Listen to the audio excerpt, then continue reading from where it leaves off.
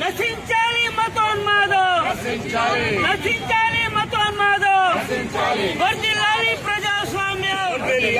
రమణమూర్తి గారిపై దాడిని, మతోన్మాది కశ్యప్ రెడ్డిని వెంటనే భారతీయుల ఐక్యత, నశించాలి మతోన్మాదం, వర్ధిల్లాలి ప్రజాస్వామ్యం. తరిమి కొడదాం మతోన్మాదులని, తరిమి కొడదాం మతోన్మాదులని.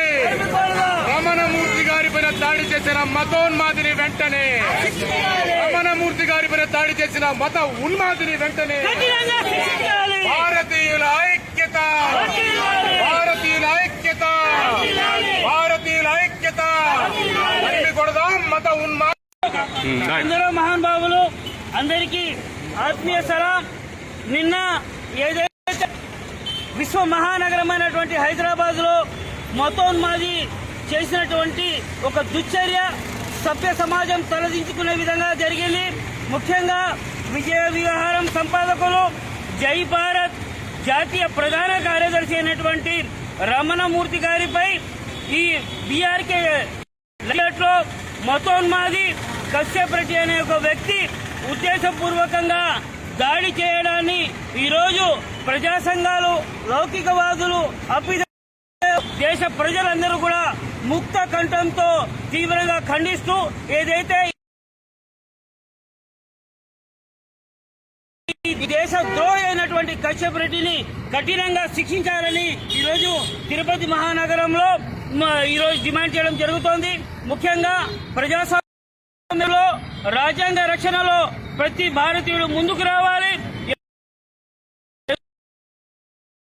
అసాంఘిక శక్తులు, అటు ఈ దేశ ద్రోహులు, ఈ దేశ అసలైనటువంటి ఉగ్రవాదులు మతం ముసుగులో, కుల ముసుగులో, ప్రాంతాల ముసుగులో, పార్టీల ముసుగులో ఈ దేశాన్ని, ఈ దేశ ప్రజల మధ్య, మనుషుల మధ్య, మతాల మధ్య చిచ్చు పెట్టి కుంపట్లలో మతాల మంటల్లో చలిగాచుకునే ప్రయత్నాలు చేస్తున్నటువంటి తరుణంలో దేశాన్ని, దేశ ప్రగతిని, దేశ అభివృద్ధిని, భవిష్యత్ తరాలను బాధ్యత మన మీద, అందరి మీద ఉందని గుర్తు చేస్తూ, ముఖ్యంగా ఏదైతే నిన్న రమణమూర్తి గారిపై చేసినటువంటి దాడిని తీవ్రంగా ఖండిస్తూ ఆ యొక్క మతోన్మాది అయినటువంటి కశ్యప్ రెడ్డిని తీవ్రంగా కఠినంగా శిక్షించాలని డిమాండ్ చేస్తున్నాం. అదేవిధంగా ప్రజాస్వామ్య పరిరక్షణలో ప్రతి భారతీయుడు ముందుకు రావాలి.